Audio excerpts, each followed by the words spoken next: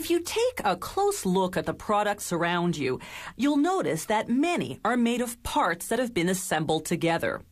One way factories make product parts is by melting materials such as metal, rubber, or plastic, then pouring or injecting them into molds. To make a plastic part for a product, the manufacturer has to first commission a mold-making company to design and produce a plastic injection mold.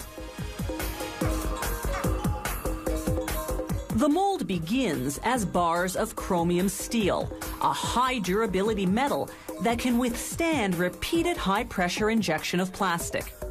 Workers assemble several bars into a block called a mold base. They mount this base on a milling machine, which shaves the bars to the right dimension. This step is critical, enabling them to later machine the base into a mold that's faithful to the technical design, right down to the 100th of a millimeter. A mold usually consists of two halves, each of which is comprised of several components. The factory drills strategically positioned holes in the bases for the guide pins and bushings that hold the components together when the plastic's injected. A grinder now goes to work smoothing and leveling all surfaces. This prepares the base for the high-precision machining operations that will transform it into a mold component. A computer-guided tooling machine called the CNC slowly machines the base, wearing away the steel particle by particle to create the mold component's shape. This one, part of a mold for the plastic rim around a snowmobile's front headlight, takes 20 hours to complete. From here, most mold components go on to a second tooling machine, especially if they have some fine detailing that this CNC machine is incapable of carving. The second machine is outfitted with a copper electrode in the shape of the plastic part, in this case a snowmobile oil gauge.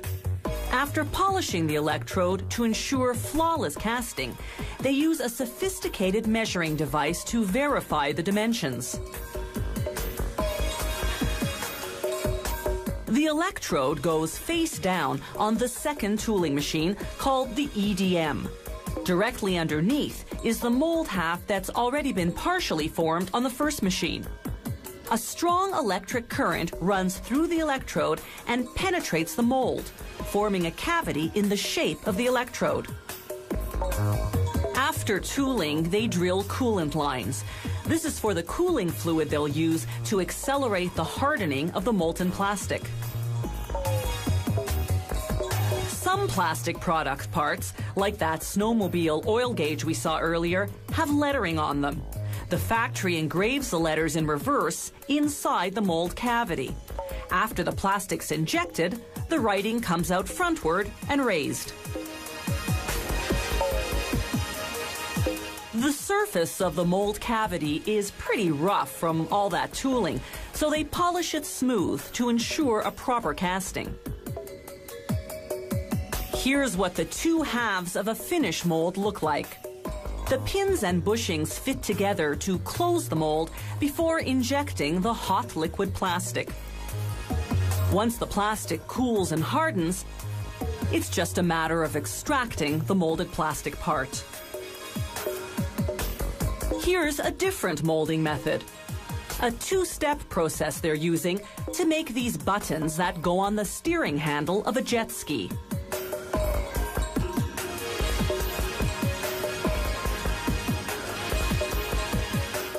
First, they mold a structural base out of hard white plastic. Then they put the base into a second mold and inject a rubber-like gray plastic. This softer plastic covers everything but the raised lettering, giving the button a softer feel. Factories also make molds for aluminum injection and rubber injection, among other materials. They build those molds from different types of metal, but using the same techniques.